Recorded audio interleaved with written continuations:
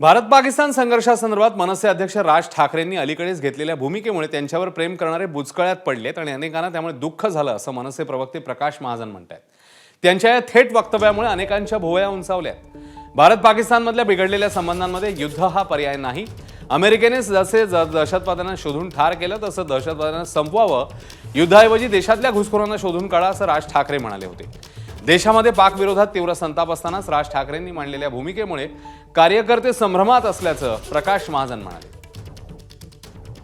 राजसाहेबावर असंख्य प्रेम करणारे लोक या त्यांच्या वक्तव्यामुळे थोडे बुचकळ्यात पडल्यासारखे आहेत आणि कुठंतरी त्यांना हे वक्तव्य पटलं नाही आणि जे काही पुरोगामी स्वतःला म्हणवतात त्यांना त्या वक्तव्याने आनंद झाला आहे।